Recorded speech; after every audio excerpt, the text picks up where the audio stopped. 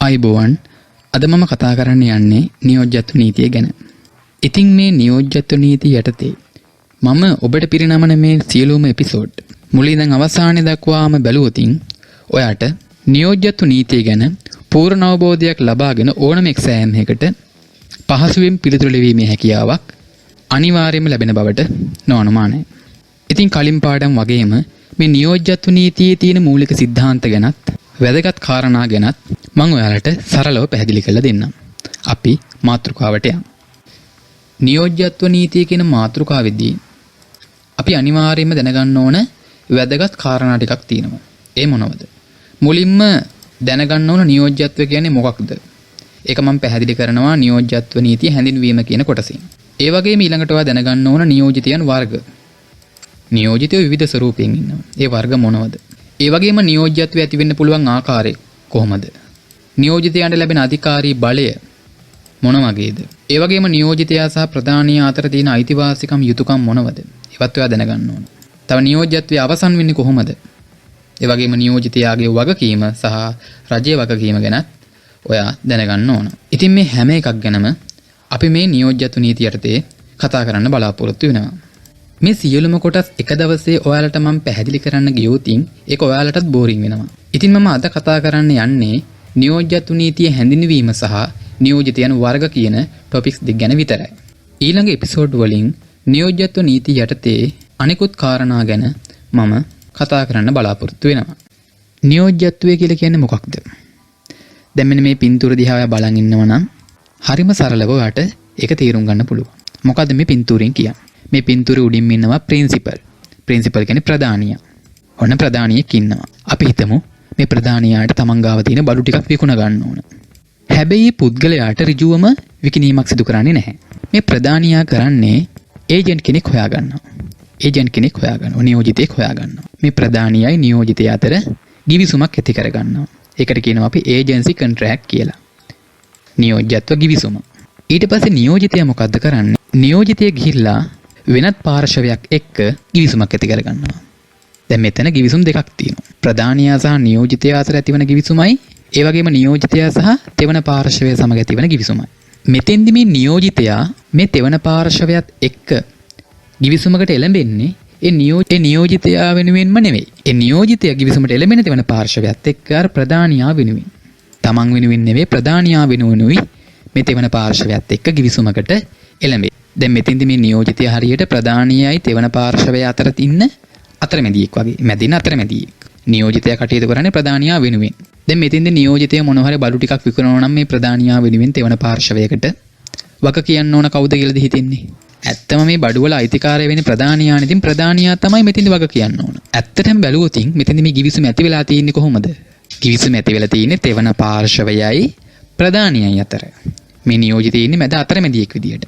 ඇත්තම ගිවිසුම තියෙන්නේ ප්‍රධානියයි මේ තෙවන පාර්ශවයයි අතර. ඉතින් මේක තමයි මේ නියෝජ්‍යත්වය කියලා කියන්නේ. නියෝජ්‍යත්වය කියන්නේ මේකට. කිසියම් ප්‍රධානියෙක් වෙනුවෙන් තෙවන පාර්ශවයක් සමග ගිවිසුම් වලට එළඹෙන පුද්ගලයාට අපි කියනවා නියෝජිතය කියලා. ඒ නියෝජිතය ගිවිසුම් වලට එළඹෙන්නේ කා වෙනුවෙන්ද? එකී පුද්ගලයාට අපි කියනවා ප්‍රධානියා කියලා. ප්‍රධානියා කියලා. ඉතින් මේ ප්‍රධානියා සහ නියෝජිතය අතර තියෙන සම්බන්ධතාවයට කියනවා නියෝජ්‍යත්ව සම්බන්ධතාවය කියලා. ප්‍රධානියයි තෙවන පාර්ශවය අතර තියෙන සම්බන්ධතාවය නෙවෙයි කියන්නේ. ප්‍රධානියා සහ නියෝජිතය අතර තියෙන සම්බන්ධතාවයට අපි කියනවා නියෝජ්‍යත්ව සම්බන්ධතාවය කියලා. ඒක හොඳට මතක තියාගන්න. ඉතින් මම හිතනවා නියෝජ්‍යත්වය කියන්නේ මොකක්ද කියලා දැන් ඔයාලට තේරුම් නැති කියලා. නියෝජ්‍යත්ව නීතිය කියලා කියන්නේ ඉංග්‍රීසි නීතිය මත පදනම් වෙච්ච නීතියක්. ඉතින් ලංකාවේ නියෝජ්‍යත්ව නීතිය සම්බන්ධයෙන් අදාළ වෙන්නේ ඉංග්‍රීසි නීතිය. ගිවිසුම් නීතිය කතා කරද්දී මම ගිවිසුම් නීතිය සම්බන්ධයෙන් ලංකාවේ අදාළ වෙන්නේ රෝම ලන්දේසි නීතියයි කියලා මම කිව්වා. මෙතෙන් දෙයා හොඳට මතක තියාගන්න නියෝජ්‍යත්ව නීතිය සම්බන්ධයෙන් අදාළ වෙන්නේ ශ්‍රී ලංකාවේදී ඉංග්‍රීසි නීතිය. ඒ වගේම දැන් මේ වෙද්දිත් ඔයා දන්නවා නියෝජ්‍යත්ව සම්බන්ධතාවය කියන්නේ මොකක්ද? ප්‍රධානියා සහ නියෝජිතයා අතර තියෙන සම්බන්ධතාවයට. අර පින්තූරේ පැහැදිලි කරද්දී මම කිව්වා නියෝජිතයා ප්‍රධානියා වෙනුවෙන් තෙවන පාර්ශවයක් එක්ක ගිවිසුම් වලට එළඹෙනවා කියලා. නියෝජිතයා ගිවිසුම් වලට එළඹෙන්නේ තමන් වෙනුවෙන් නෙවෙයි. අර ප්‍රධානියා වෙනුවෙන්. ඉතින් මේ නියෝජිතයාට ගිවිසුම් වලට එළඹීමේ ශක්තිතාවයක් තියෙන්න ඕනද?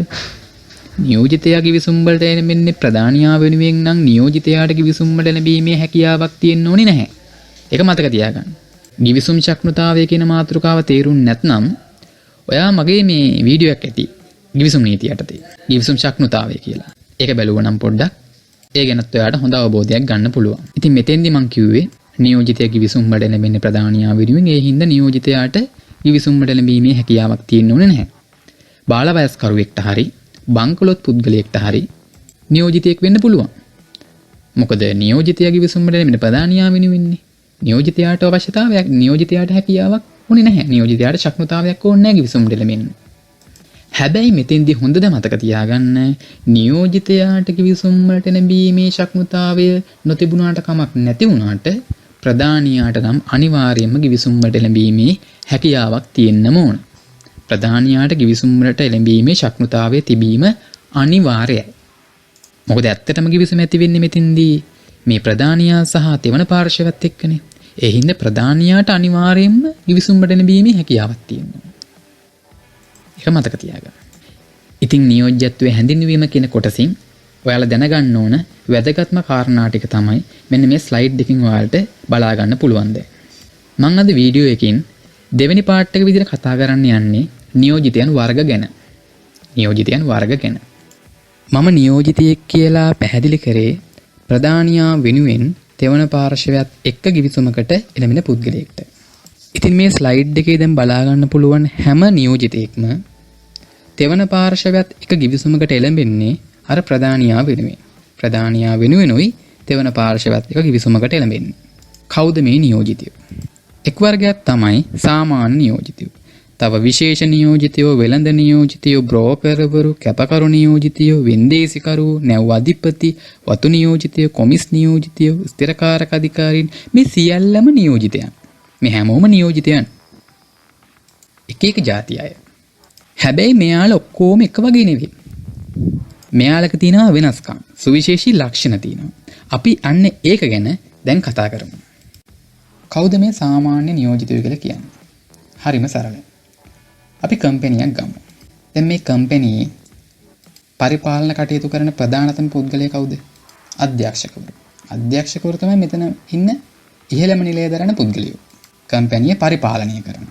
ඒ අධ්‍යක්ෂකවරු තමන් පරිපාලන කටයුතු සිදු කරන්නේ ඇත්තම කිව්වොත් මේ ව්‍යාපාර වෙනුවෙන්නේ, සමාගම වෙනුවෙන්නේ. ඉතින් සමාගම කියන්නේ මෙතෙන්දී ප්‍රධානියා.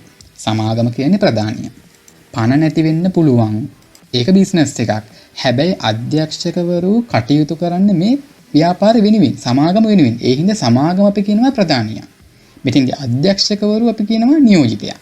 ඇයි එහෙම කියන්නේ? අධ්‍යක්ෂකවරු අර සමාගම වෙනුවෙන් තෙවන පාර්ශවයත් එක්ක කිවිසුම් වලට එළඹෙනවා. සමාගම වෙනුවෙන්. ඒ හින්දා අපි සමාගම කියනවා ප්‍රධානියා කියලා, අධ්‍යක්ෂකවරු කියනවා නියෝජිතය කියලා. ඉතින් සමාගම වෙනුවෙන් අධ්‍යක්ෂකවරුන්ට සමාගමේ දෛනික කටයුතු කරන්න හිමිවන නියෝජ්‍යත්වය. එයාලට අපි කියනවා සාමාන්‍ය නියෝජිතයන් කියලා. ඒ වගේම තවත් නියෝජිතයන් වර්ගයක් තමයි විශේෂ නියෝජිතයෝ. කවුද මේ විශේෂ නියෝජිතයෝ කියන්නේ? ඒකත් සරලයි. මොකක් හරි විශේෂිත කාර්යයක් කරන්න ප්‍රධානියා විසින් පත් කරන නියෝජිතයෙක්. මොකක් හරි ස්පෙෂල් කාර්යයක්. අර සාමාන්‍ය නියෝජිතයෝ වගේ දෛනික කටයුතු වෙනුවෙන් නෙවෙයි. මොකක් හරි විශේෂ දෙයක්. ඒ වගේම වෙළඳ නියෝජිතයන්. කවුද වෙළඳ නියෝජිතයෝ කියන්නේ? වෙළඳ නියෝජිතයන් කියලා කියන්නේ තමන්ගේ නමින් ප්‍රධානියාගේ භාණ්ඩ අලෙවි කරන නියෝජිතයන්ට. ප්‍රධානියාගේ නමින් නෙමෙයි භාණ්ඩ විකුණන්නේ මෙතෙන්දී මේ පුද්ගලයා. තමන්ගේ නමින් ප්‍රධානියාගේ භාණ්ඩ තමයි අලෙවි විකුණන්නේ. තෙවන පාර්ශවයකට. ඒ වගේම බ්‍රෝකර්වරු කියලා කියන්නේ වෙළඳ නියෝජිතයන් වර්ගයකට. මෙතෙන්දී තියෙන විශේෂත්වය තමයි ප්‍රධානියාගේ භාණ්ඩ මේ බ්‍රෝකර්වරු තමන් සන්තකේ තියාගන්නේ නැහැ. එයාලා ළඟ තියාගන්නේ නැහැ. තෙවන පාර්ශවයත් එක්ක සාකච්ඡා කරනවා. අර ප්‍රධානියාගේ භාණ්ඩ විකුණන්න තෙවන පාර්ශවයත් එක්ක සාකච්ඡා කරන්න විතරයි මෙතෙන්දී බ්‍රෝකර්වරු සම්බන්ධ වෙන්නේ. ඒ වගේම තවත් වැදගත් නියෝජිතයන් වර්ගයක් තමයි මේ කැපකරු නියෝජිතයන් කියලා කියන්නේ. එයාලට අපි කියනවා ගෙවීමට යටත් නියෝජිතයන් කියලා. මෙයාගේ තියෙන විශේෂත්වය තමයි මේ කැපකරු නියෝජිතය අපකරුවෙක් වගේම නියෝජිතයෙක් වශයෙන්ුත් ක්‍රියා කරනවා. අපකරුවෙක් වගේම නියෝජිතයෙක් වශයෙන්ුත් ක්‍රියා කරනවා. ඒ වගේම තව ඉන්නවා වෙන්දේසිකරුවෝ. කවුද මේ වෙන්දේසිකරුවෝ කියන්නේ? ඔයාලා දන්නවා. මේ පුද්ගලයෝ ප්‍රසිද්ධ වෙන්දේසියෙක් තමයි භාණ්ඩ විකුණන්නේ. ප්‍රසිද්ධියේ වෙන්දේසියක් තියලා කාගේ හරි පුද්ගලයෙක්ගේ භාණ්ඩ විකුණනවා. ඒ වෙන්දේසිකරුට අයිතිය ලැබෙන්නේ මේ භාණ්ඩ අර වෙන්දේසියේදී විකිණීම සඳහා විතරයි. වෙන්දේසියේ විකුණනකම් එයාට අයිතිය ලැබෙනවා. ඊට පස්සේ නෑ. දැන් අපි ගත්තොත් වෙන්දේසියකදී ලන්සු තියලා ඉහළම ලන්සු තියෙන පුද්ගලයා ඉන්නවනේ. ඒ පුද්ගලයා භාණ්ඩේ බාර ගැනීම ප්‍රතික්ෂේප කරනවා. ලන්සු තියලා ඉවර වෙලා භාණ්ඩේ බාර ගැනීම ප්‍රතික්ෂේප කරනවා. ඉතින් මෙන්න මේ වගේ වෙලාවකදී අර වෙන්දේසිකරුට පුළුවන් තමන්ගේ නමින්ම අර භාණ්ඩේ සම්පූර්ණ මිල අය කරගන්න අර පුද්ගලයාට එරෙහිව නඩු පවරන්න. තමන්ගේ නමින් පුළුවන් වෙන්දේසිකරුවාට. ඒකයි මම මෙතෙන්දි කිව්වේ වෙන්දේසිකරුට වෙන්දේසී විකිණීම සඳහා භාණ්ඩවල අයිතිය පැවරෙනවා කියලා. ඒ වගේම තවත් වැදගත් නියෝජිතයෙක් තමයි නැව් අධිපති කියන්නේ. නැව් අධිපති. කොහොමද නැව් අධිපතිට නියෝජ්‍යත්වයක් ඇති වෙන්නේ? දැන් නැවක ඉන්නවා කපිතාන්. කපිතානේ නැවේ ප්‍රධානියා විතර ඉන්නේ දැන් මෙතන. ඉතින් නැවේ භාණ්ඩ ප්‍රවාහනය කරද්දී ඒ කපිතාන්වරයා නියෝජිතයෙක් විදියට කටයුතු කරනවා. මෙතෙන්දී මේ නැව් අධිපතිවරයාට නියෝජ්‍යත්වය ලැබෙන්නේ විශේෂයෙන්ම නීතිය ක්‍රියාත්මක වීමෙන්. නීතිය ක්‍රියාත්මක වීමෙන් තමයි නැව් අධිපතිවරයාට මේ වගේ නියෝජ්‍යත්ව බලයක් හිමි වෙන්නේ. ඒ වගේම තවත් නියෝජිතයෙක් තමයි වතු නියෝජිතයා. වතු නියෝජිතය. මෙයාලා ඉන්නේ වතු ඉඩම් සම්බන්ධයෙන්. වතු ඉඩම් සම්බන්ධව. ඒ වගේම තවත් වැදගත් නියෝජිතයන් වර්ගයක් තමයි මේ කොමිස් නියෝජිතයෝ කියන්නේ. කොමිස් නියෝජිතයෝ කියලා කියනවා වෙළඳ නියෝජිතයෙක්ම තමයි.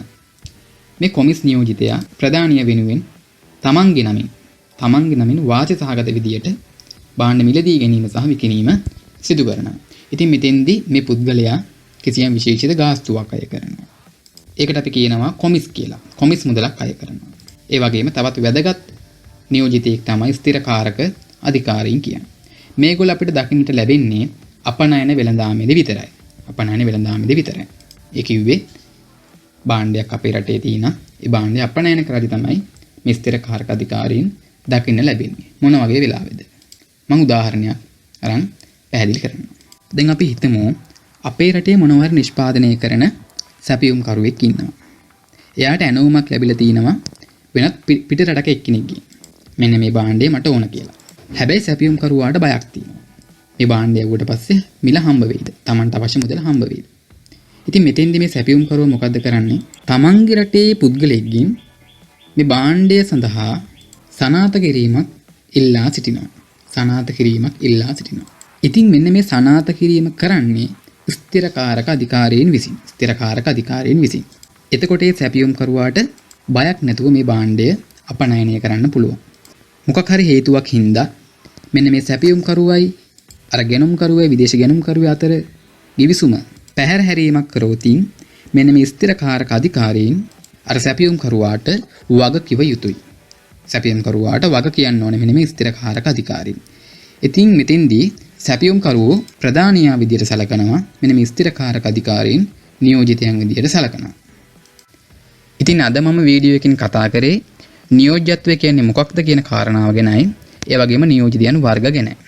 ඊළඟ වීඩියෝ එකකින් මම කතා කරන්න බලාපොරොත්තු වෙනවා නියෝජ්‍යත්වය ඇති වෙන්න පුළුවන් ආකාර ගැන. ඉතින් මේක තමයි මේ නියෝජ්‍යත්වය යටතේ ඉතාමත්ම වැදගත් කොටස විදියට සලකන්නේ. මේක ටිකක් ලොකු කොටසක්. ඒකේ තියෙන නඩු තීන්දුව එහෙම අරගෙන ඔයාලට තේරෙන්න මම පැහැදිලි කරලා දෙන්න. ඉතින් තවමත් සර්වින්දන channel එක subscribe කරලා නැත්නම් subscribe කරන්නත් අමතක කරන්න එපා. ඒ වගේම bell icon එක click කරොත් ඔයාලට මේ වගේ වැදගත් පාඩම් කොටස් ඔයාගේ ළඟටම ගෙන්ව ගන්න පුළුවන්. වීඩියෝ එක වැදගත් කියලා හිතෙනවා නම් යාළුවන්ටත් දැනගන්න share කරන්න. ඔබට සුබ දවසක්.